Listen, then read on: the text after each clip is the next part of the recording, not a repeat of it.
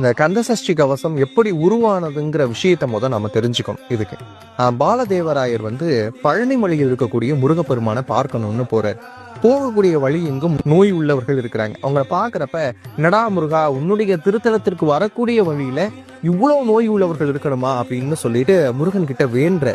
அப்ப முருகன் சொல்றாரு, முருகன் கொஞ்சம் சோதிக்கக்கூடிய கடவுளும் கூட. அவர் சொல்றாரு, உனக்கு இதுல இருந்தெல்லாம் விடுதலை வேணும்னு நினைக்கிறல்ல, அப்ப என்ன செய்ய, இவர்களுக்கு விடுதலை கொடுக்கக்கூடிய ஒரு மந்திரத்தை எழுது அப்படிங்கிற ஒரு டாஸ்க் கொடுக்கிறார். யாருக்கு?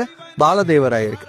அப்படி பாலதேவராயர் கனவில் தோன்றி முருகப்பெருமான் சொன்ன பிறகு எழுதின மந்திரம் தான் கந்தசஷ்டி கவசம். 36 முறை ஒரு நாளில் கந்தசஷ்டி கவசத்தை சொல்லக்கூடியவர்களுக்கு எப்படிப்பட்ட பிரச்சனை இருந்தாலும் அது தீரணும் அப்படிங்கிறது அவருடைய வேண்டுதல். யார்? பாலதேவராயருடைய வேண்டுதல். அதை முருகன் நிறைவேற்றி கொடுக்குறான் அப்படிங்கிற நம்பிக்கையில தான் காலகாலமா ஒரு நாளில் 36 முறை கந்தசஷ்டி கவசத்தை முழுமையாக கிட்டத்தட்ட 238 அடி